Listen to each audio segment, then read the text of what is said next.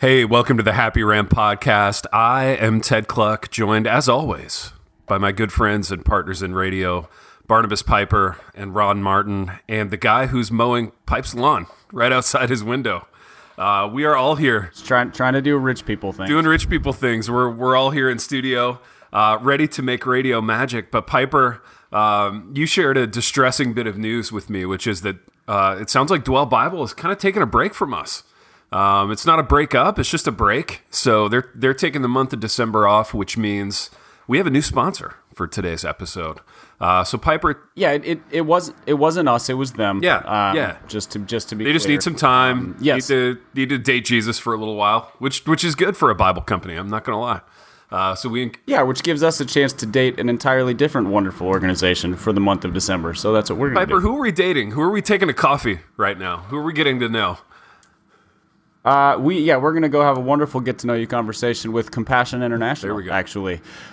So most of our listeners will probably have crossed paths with Compassion at some point. They're a pretty well-known organization dedicated to alleviating poverty around the world, especially in caring for children. So they've set up a special link for our listeners. If you go to compassion.com/thehappyrant, their big thing is sponsoring children. That's sort of the main way that they work with churches and individuals to take care of kids around the world. So if you go again to compassion.com/thehappyrant, you will see just an array of photographs and a chance to sign up to sponsor children from Bangladesh, from Bolivia, from Haiti, from Togo, from Ecuador, kind of all over the world. And they have a really great system set up where it's a monthly donation along with a clear set of instructions on how to be in touch with these kids, how to essentially develop a long distance relationship where you can see a child of 4 or 5 or 6 years old all the way through their school age years, supporting them, making sure they have school supplies, food, etc. They also have a whole bunch of links on here that help you just understand the scope of what they do. If you just want to do a one-time donation or understand how they use the money that you're donating, if you're somebody who's, you're concerned about the ethics of things. So again, go to compassion.com/thehappyrant. And we would love it if our listeners just signed up to sponsor a ton of these kids. There's dozens on this page, as well as they have a lot available. There's just a lot of need, and what better time than heading into the holidays, heading into the new year, to take on this as a chance to be generous, to give, to use the money that God has blessed us with to take care of somebody out there who has less than we do in a material sense. So again, compassion.com/thehappyrant. Go and sign up to sponsor one of these kids. That would be awesome. Wonderful, Pipe. Well said. I like it. And speaking of, have you guys ever sponsored a kid? Yeah, I actually have a weird story about that. Can I lay it on you real quick? Depends on how weird, but sure, go ahead. When have we ever stopped each other? It's weird in as much as, okay, so this was like a decade ago, and I'd been contracted by a Christian publisher. I'm not going to say which one. It's not about that. To write a book about Christian music, about CCM. And needless to say, the book never saw the light of day. I think the manuscript that I turned in was just a smidge too cynical. Imagine that. But as a part of writing this manuscript, I had to go to a series of concerts and like festivals. And I went to this concert one time, and there was a band who like kind of held the whole audience hostage in that they wouldn't start playing their set until like all these kids had been sponsored. So they literally like had the folders up on stage, and people were like raising their hands to come and sponsor these kids, and they wouldn't start playing until they were all gone. So it was weird. I didn't sponsor one that night because I had just finished like paying for 2 international adoptions, and we were broke. But I still felt kind of guilted into it. I mean, that's a sort of long-term. It's a long-term sponsorship. It's a long game. Yeah. It's yeah. We encourage international adoption on this podcast as well. We do. Or domestic. Absolutely. There's a lot of ways to do this well. Absolutely. And you know what else we encourage, Piper? People to buy expensive bags from Saddleback Leather, and if they've got a few dollars left over after sponsoring kids at Compassion, they can invest that in a exorbitantly priced leather bag, and we have some of those bags to give away today, don't we, Pipe? We do. So, listeners, you will remember that a month or two ago, I think it was the month of October, we had Saddleback as a sponsor, and we promoted repeatedly, you can sign up to win one of these things or for a chance to win. There was no guarantee. Yeah. Well, Saddleback has come through with the winners of the 5 different items they were giving away. So this is the announcement of who those winners are. Man, this is huge. Saddleback will follow up. Saddleback will follow up with the winners to make sure that you get the item, hopefully in time for Christmas, to make it a very Merry Christmas for you. But here they are. So for the front pocket ID wallets, that's like the thin, really nice leather wallet. That goes out to Casey Hodges. Congratulations, Casey! You won the wallet. Yeah, so you will now be the person who pulls out your wallet at a Starbucks or at the grocery store, and the person on the other side of the counter will go, "Where'd you get that? Yeah. That's pretty sweet." Oh, yeah. So you get to be that guy, Casey. It's a conversation starter. All right. Yeah. Then we have the Little Big Mouth toiletry bag. This goes out to Kelsey Mattis or Mattis. Kelsey, my guess is you probably won't get the same comments because you won't be pulling the toiletries bag out in public as often. You will just feel kind of extra classy as you are getting ready for your day while traveling. Like this would be perfect for Ron and all of his hotel stays. All the hotel stays. The travel It's shocking I don't have one, boys. I'm just going to put it to you that way. The maid at the Hyatt place would be really impressed with your travel. Yeah, she'll walk in at about 11 a.m. when you're off at conference meetings, and she'll be cleaning the bathroom and replacing the towels and just marveling at. I might have to lock that thing up. Bag. Actually, that would be something where I'd have to chain it up, right? It would. And the notoriously secure hotel safe. That's Absolutely. Right. All right, now we've got the Bear Trap pen case, which I think of all of the sort of like classy, pretentious things that a person can have. Mm-hmm. I think a pen case or a pencil case is real high on the list. That seems over the top for my like 75-cent Bic pens that I use. Would that be a little bit of a mixed message, maybe, to have like a $400 pen case? Just a tad, Big T. Just a tad, just a smidge. Now, didn't we read on one of these manhood lists, like in order to be a man, you have to have a really nice fountain pen? Or am I making that up, Piper? Was that a thing?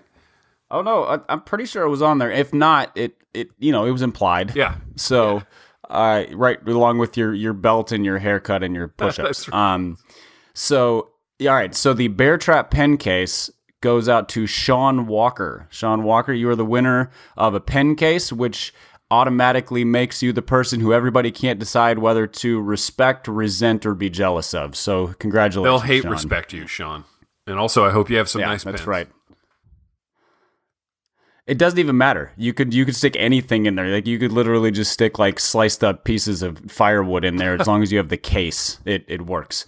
Dude, and it's good if you're cutting your own sliced up pieces of firewood and you're crafting. That's right. Know? Also on a manhood list. Absolutely. Next, we've got the Messenger backpack. Ooh. So with bated breath, this goes out to Kyle Grant. Kyle Grant, winner of the Messenger backpack. Ron, is that the backpack you have? Do you know? Yeah, I have one of the Messengers. Yeah, it's like the smaller one. You can just fit like a tablet and like your phone and a Saddleback wallet inside of it. That's what I use it for. So it's casual, right? It's when I want people to know what I'm using, but I don't want to be too flashy and showy about it. Yeah, not overly ostentatious. Exactly, correct. That's your Ashland, Kyle. It's my Ashtown bag for sure. I don't want everyone thinking I'm something I'm not, even though I'm something I am. So I have that in place just to kind of keep everybody wondering. You don't want them thinking you're some rich mega church pastor that just travels all the time. It's more exact. It's more guy behind the guy bag. Guy behind the guy behind the bag. I like it.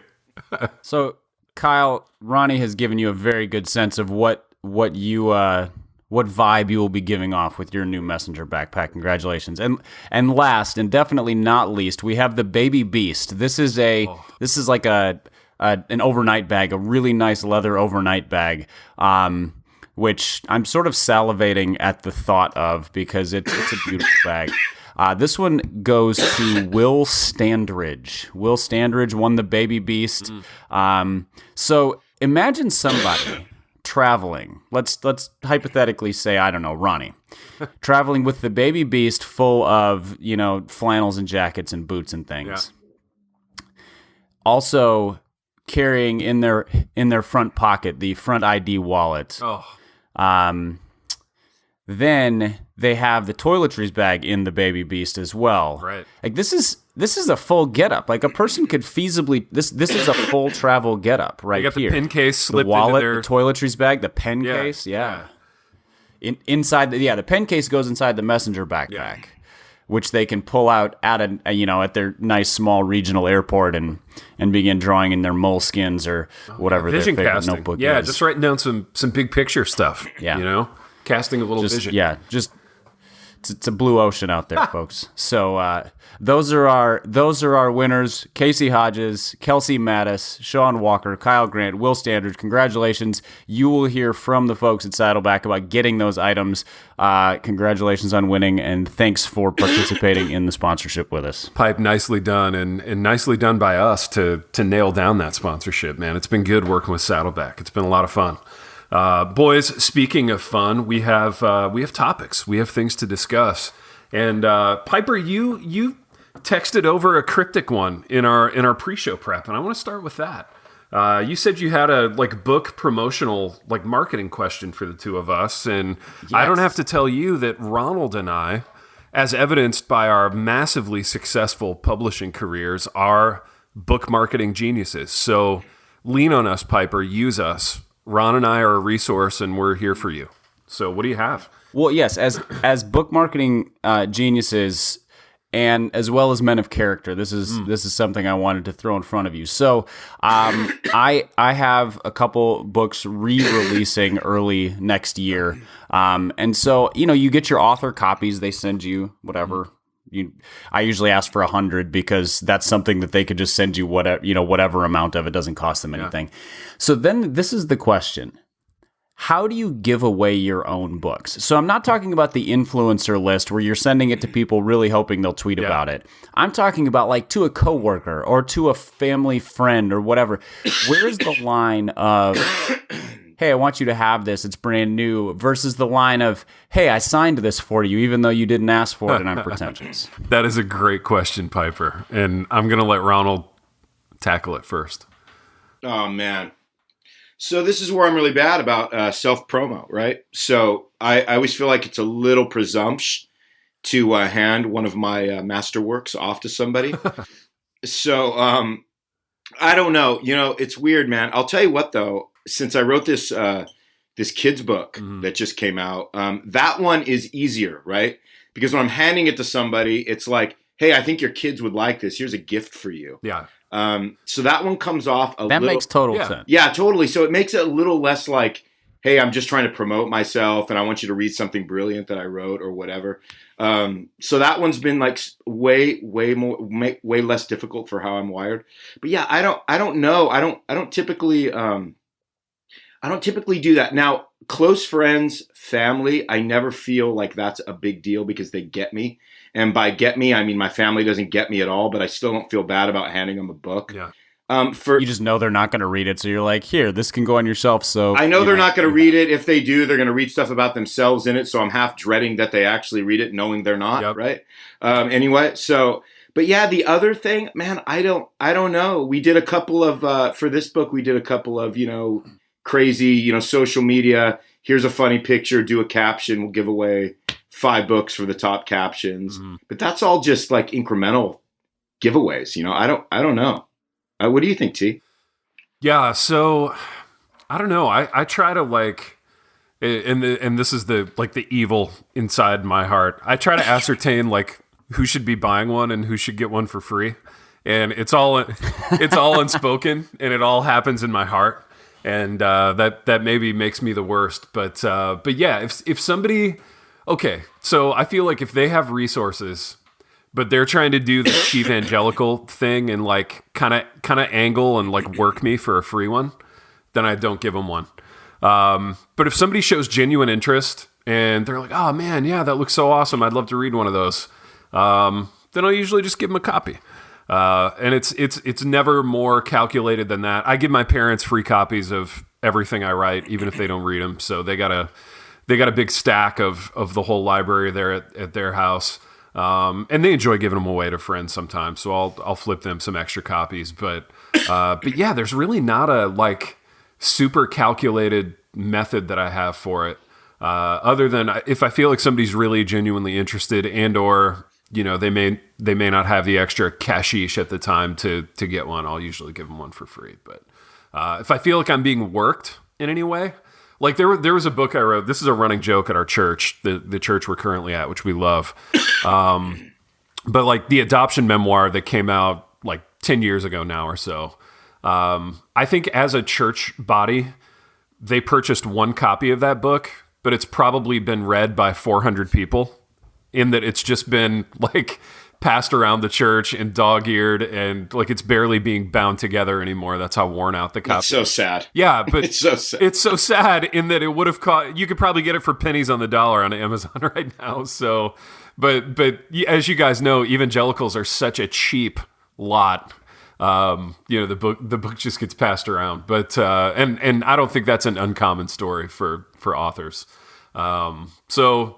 In all seriousness, Ted, you should see if you can get that book re-released, because I think you were like 3 years early or 2 years early on the adoption as popular. Yeah, we were like a prototype, man. Yeah, it was crazy. yeah, no, I know it. And that one, like to this day, that's the one that I get a lot of compliments on. You know, people really seem to enjoy it, and I think I was a little early to the like kind of sudden memoir game. You know, in that.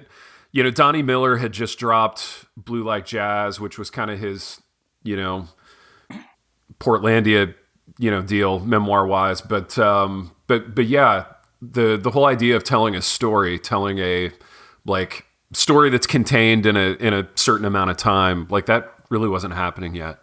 So yeah, a re-release would be cool. Now, Piper, how did you, not to get too deep into the weeds of how the publishing business works, but how did you get these re-release deals? Did you just reach out to the original publishers and be like, hey, I think this would have legs if we did a new cover, new forward, whatever?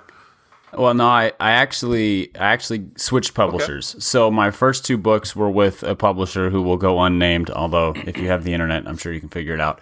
And that publisher went through multiple leadership changes. So the people who I worked with when I wrote them and signed them have been gone for several years, which... And as an author, like you work with a publishing company, but really you work with an editor or a marketing pro. Like there's you have an advocate or you don't. And it got to the point where I not only didn't have advocates, I was like 4 generations removed from that. Yeah. So, and I try very hard not to be like a diva author. Yeah. But I was like, they don't even show up at the Gospel Coalition, or that publisher is now owned by like a international arms dealer, you know, if you go up the food chain. Yeah, or I don't know exactly what's going on with them, but so my books, as far as I can recall, have never been at a Desiring God Pastors Conference, a Together for the Gospel Conference, a Gospel Coalition Conference, like all the things that the Piper last name matters at. Sure. And so I just sort of shrugged and was like, I feel like these would do better if they went to somebody who at least showed up to those things. Yeah. Not expecting much. So just negotiated a return of the rights to me, which basically means I had to buy out their remaining stock at a very, you know, essentially like at printing costs. And then could take them to another publisher. So they're now with the Good Book Company. And so Help My Unbelief re-releases in January, and The Pastor's Kid re-releases in June. And I'm working on another book with the Good Book Company that'll be a new one coming out sometime later in the year. Nice. So, I wasn't sure how it was going to work, but I'm glad that they're in the hands of people who I think they get it. And so, and then they're kind of part of the right tribe, if you will, for where if I have an audience, they're in that tribe. So it'll be, I don't expect major things, but it'll just be nice to have them in front of people and kind of give them fresh legs a little bit. I like it. Pipe, now how do you deal with giving away copies?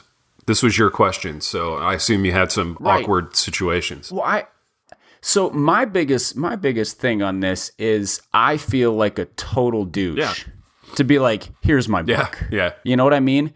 But I also know that a lot of people feel very self-conscious to go, man, I'd love a copy. And so there's this weird, awkward, like, I don't want to offer, you don't want to ask, but you definitely want a copy, and you're the kind of person I would just give one to. Like in my office at church, I have 6 or 7 copies of the former editions of my books, and I'm happy to give them away. But also, I'm not just like, hey, you want one of those? Because you remember the scene in What About Bob? Where Bob Wiley goes into Leo Marvin's office, and he has like 9 shelves of his own books, and he's like, Bob, there's a book I'd like you to read. And he kind of hems and haws and then pulls one off and hands it to him. I feel like Leo Marvin when I give people my books. Dr. Leo Marvin, great character, great guy too. Yeah. Lovely man. That whole premise is where I was coming from, because there's a couple people who I work with who I would love to give one to, but I don't want to be that guy who's like, I wrote a book, I think you'd like a copy. So that was the scenario that I was trying to navigate, and I don't have any better sense of how to do that, because it's a personal interaction. For sure. Or here's another scenario. How maybe this is one that's easier to navigate. Periodically, pastors will come through town for conferences, and they'll say, "Hey, can we grab coffee or something like that?" Do I bring my books to that and say, "Hey, just thought I'd give you these," or do I just pretend my books don't exist? Yeah, I usually err on the side of pretending they don't exist, unless like the other guy brings it up. But yeah, then do you have to run back to the office? I don't know, man. The etiquette on this one is weird. Maybe you just stick them into your $700 Saddleback Leather bag, and if it comes up in conversation, you can casually reach in there and produce a book. Maybe that's the elegant solution. I don't know. That feels so like, I just happened to have one of those with me. I signed it to you, by the way. I wrote your name in the flap and wrote a nice note to you, and I just happened to have it with me. Yeah, it's weird, man. There's no blueprint for this. Ron, do you carry copies of your own books with you? Maybe for like the first 6 months after it releases, in case you encounter somebody who needs them. Because especially doing what you do, which is you're at a fair number of denominational and conference kinds of things where there's sort of a networky vibe. How do you handle that? I mean, literally never. I mean, I'm so opposed. I mean, I've literally to this day never worn one of my own band T-shirts. I mean, I just despise that. Like, altogether. It's like if somebody wants something, they'll ask for it, and man, if they genuinely want it, I'll give it to them. But the whole being too obvious about being too proud about being too promotional about your own product. I just maybe it's because I've released so much product. When you add up all the music, so I just it like just destroys me even thinking. Dude, now Piper and I think you should lean hard into the band T-shirt thing. I would like for you to go a week where every day you wear a different band T-shirt that you've been in, and just I literally don't think I could get it over my head. I don't think I could get my big head through like the loop. They need to make a bigger loop. I mean, I'd be pulling it in, and there's like the shirt would be everything in me would be resisting. I don't think my arms would form like pulling it over my head like that. I just can't do it. I mean, you'd be covering it with 14 jackets anyway. So like, you know what? You got a point. Yeah, you got a point. Elegant solution. And that's no judgment on anybody that does that, because I honestly don't care. It's just a personal thing. Yeah, I really don't care. I get it.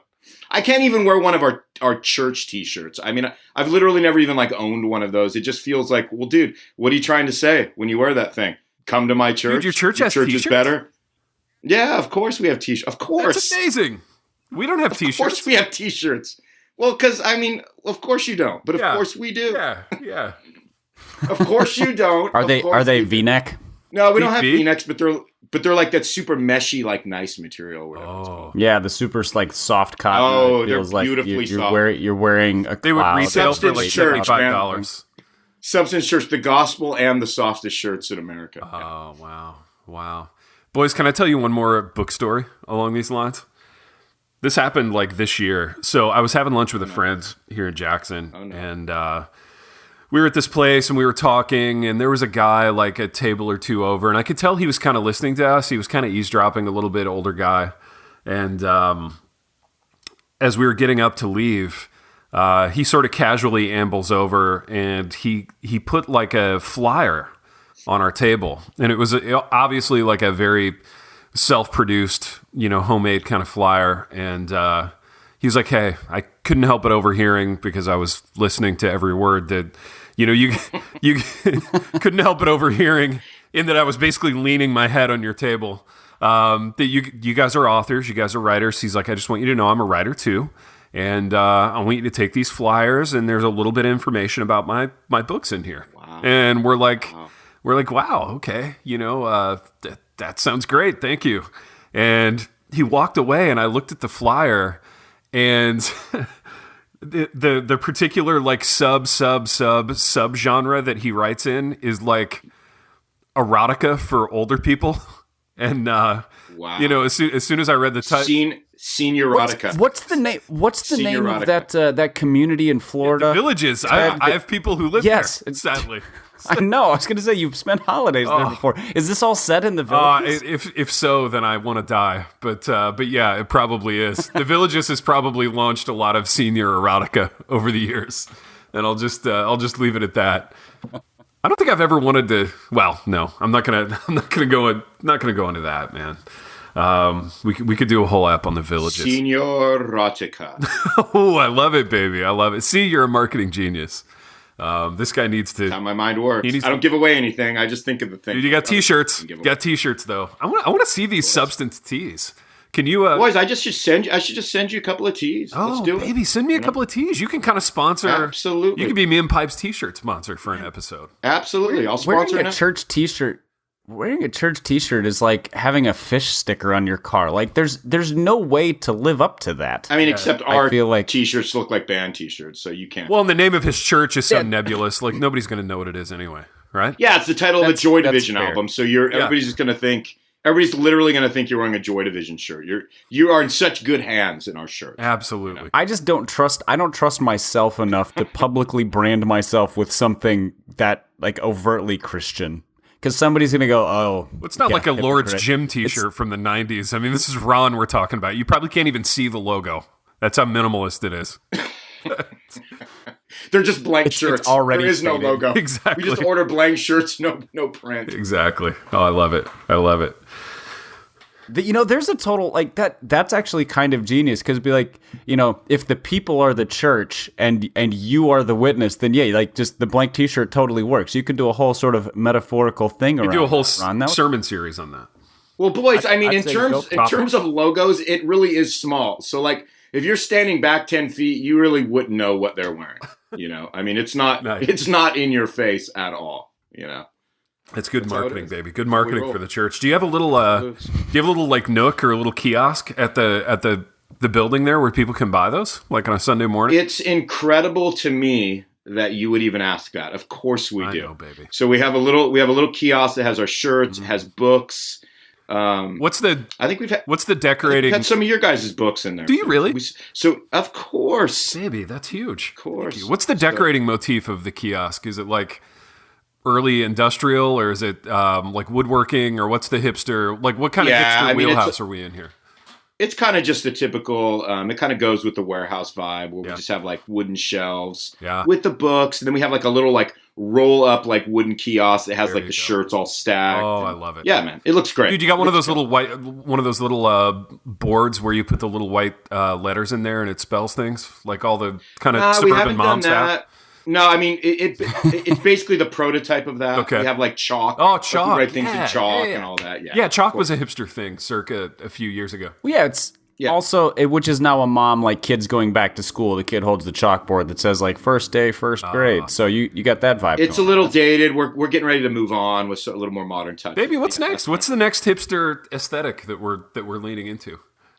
I don't know. I think it's going to be a little less wood and palette and a little more. It's going to be a little more like Magnolia vibe. Dude, you know what? It's crazy. I was just reading in Spurgeon this morning, and he was like kind of grappling through a lot of the same. #humble. Yeah, a lot of the same things he was grappling with. Do I go like traditional palette or Magnolia? Yeah, So man, that's all he talked about. That's all this guy. You can't get him to shut up about that stuff. He's wrestling. He's wrestling. He's grappling. Exactly. The Prince of Preachers wrestling. The Prince of Preachers. These are pastoral wrestling problems. through shiplap. Absolutely. I mean, I want to be known as the Prince of Shiplap. Shiplap. Yeah. I mean, and Spurgeon grappled with this, right? How How much think he did. shiplap? When do I incorporate it? These. I think he set the stage for Big R here. I'm just saying. Yeah, he really did. I'm not Baptist enough to be into Spurgeon, though. I got to find somebody else that I can align with. You know what? Oh yeah, you're like a Thomas Merton homeboy or something like that. You got to go. I guess. Yeah, I've never even read him. I know I'm supposed to, but I haven't. Baby, if you think Thomas Merton didn't Eugene fight Peterson. the shiplap battle ahead of you, then you're crazy. So no, because he did. He did. Nobody filled with that much angst was not fighting shiplap battle. He was really wrestling with the shiplap. What do I do? How much? How soon? These are real issues. Guys, to say that it's not a real issue, a real struggle, is just denying what's going on in your heart. That's it. Yeah. I mean, you look at the shiplap plank in your own eye before you look at, like... Dude, we need to write a new translation. That's it, yeah. I think that's it. That goes in the hipster study Bible, Absolutely. Hipster study Bible. Do you think Crossway would be interested in that big too? Oh, absolutely. Absolutely. They're already making calls. In fact, I'm getting a call off. Guys, I just finished the book of Romans as we were talking. Oh, there you go. I love it. It's short. It's really short. Boys, speaking of we don't want to exposit too deeply, right? It needs to be short and succinct. Absolutely, yeah. You don't want to pull these guys away from their shiplap and their pallets and their whatever. But boys, we have to be pulled away from this program soon. But before we do, we got like 5 more minutes. I want to ask you guys what you're watching or reading lately that you're enjoying. People like it when we do this, and I'm going to get us started with a weird one. You guys are going to judge me for it. So we're going to pivot away from judging Ron for his shiplap, and you guys can judge me for the fact that... Honestly, I was more jealous of Ron than I was judging. It was sort of like the jealousy judge, not the, I think that's wrong. Well, baby, listen, Judge-a-see. As Spurgeon wrote, the shiplap is there for everybody, right? All you have That's to do... a great quote by Spurgeon. All you have to do is accept the shiplap, okay? Now, does the shiplap do the wooing? Maybe. I think so. But it's there for everybody. I don't even know what that means. I like it, though. Yeah. I don't care what it means. I like it. It's just pastoral, boys. I'm being pastoral. It is pastoral. You're the men of the cloth, though. I leave it to you to interpret the shiplap. I just, kind of raise the top. Spurgeon. So Spurgeon of you.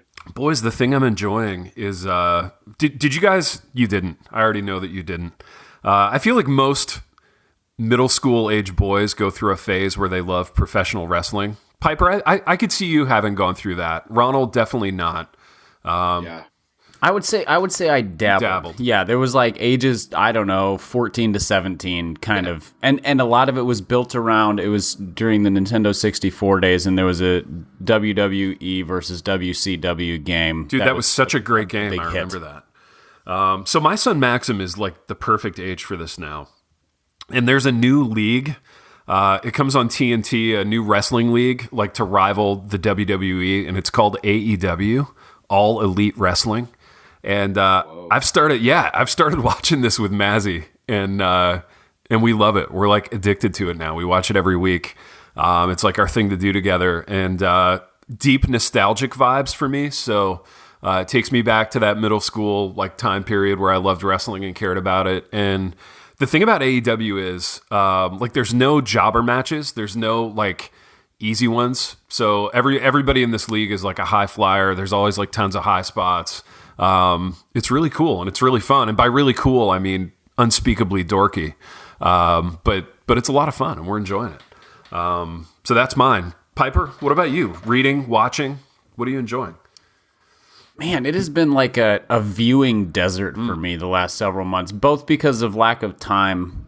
When one is on a writing deadline, one must prioritize things, but also just because I haven't seen anything come out that I'm like, man, that looks amazing. But reading-wise, I just finished up a book by Don Winslow called The Border. So he did a trilogy about a DEA agent basically fighting the drug war along the Mexican border over the course of like 3 decades. So it covers 30 years of this guy's life or something like that. And he's one of the best sort of realistic fiction authors I've read. This is one of those books that I probably should do a disclaimer and be like, it's a little gritty, has some content, etc. But he's a phenomenal storyteller, paces the books really well, and then has a really good understanding of sort of the ins and outs of like all the difficulties and like the intrigue and all of that of the drug war, the political side of things, the individual effects on people. He weaves in bit characters and all this. He's a genius. So it's called The Power of the Dog series. The book was called The Border, but I just finished that. I loved it. I think Winslow's phenomenal. Nice, Pipe. Big R, what about you? What are you enjoying lately besides Shiplap? Dude, I got nothing, man. I'm a little more I'm finishing up Downton Abbey season 6. Nice. And, like I do every fall, and I'm a little more aspirational, right? Mm-hmm. So I'm married to a woman who doesn't like movies, but I love movies. So that's the one thing we don't have in common. Matt, but here's a movie I want to see. Maybe you boys have seen it. Yeah. I want to see Ford versus Ferrari. Dude, Pipe and Christian I were... Bale and Matt Damon. We were literally just talking about this off the air when you were having your tech problems. So my kid saw it. He's 17. And he came home absolutely raving about it. Said it was like... It's gotten great reviews. Yeah, it's kind of a Mount Rushmore for him, man. It's on there. It's on his Mount Rushmore of movies, and it's kind of like a movie that they don't really like. They don't really make movies like that, and it's not a Marvel Universe movie, it's not right? franchisable. So it's going to be a one-off, right? So it's kind of a classic, sort of end of year kind of vehicle. Great actors, and it just looks great, and I'm really looking forward. So, baby, I'm actually going to see it tonight, man. I'm going. Are? Yeah, I'm going with my brother-in-law and all the nephews, and we're gonna go check it out tonight. Just imagine if we were in Fort Wayne, right? Oh, baby, Fort Wayne, City of Dreams, at that Hyatt place with the the concrete bunker megaplex like attached to it. That was too good, Ronald. Unbelievable. Yeah, it was too good for it to last, and it didn't last. And it didn't last, so exactly. It was too good, unlike the show that we were doing in Fort Wayne. Right. Absolutely. Yeah. Good times. Boys. That's all I got, man. That's all I got. Sorry, boys. No, it's okay. It's okay. A little disappointing, but your mind is on shiplap, and I give you that because you're a pastor and you need to... And holiday pastries. Shiplap, holiday pastries. Don't sell them short. That's happening right now down in the kitchen, boys. Big M is just cooking. Ronnie Christmas is getting into full swing here. Oh, it's full swing. Baking all manner of things that you won't be eating. So a cranberry tart is on the menu. Now, boys. Can you eat that? Is that on the whole 30? That will be consumed. I let it go for tomorrow. There you go. I let it go. Yeah, you gotta live your life, baby. Gotta live a little. Exactly. And boys, we have to all live our lives. Meaning, we should get off the air and draw this episode to a close because we've done what we always do. We've wandered to and fro throughout these topics. And until next time. The Happy Rant is brought to you by Resonate Recordings. If you go to resonaterecordings.com, you can see the full range of services they offer. So if you're considering starting a podcast, they are the ones we recommend going with. Again, go to resonaterecordings.com to see their prices, to connect with them and ask any questions, and to see what they can do to help you launch, edit, master, and improve your podcast. Again, go to resonaterecordings.com to see what they can do to help you launch and improve your podcast.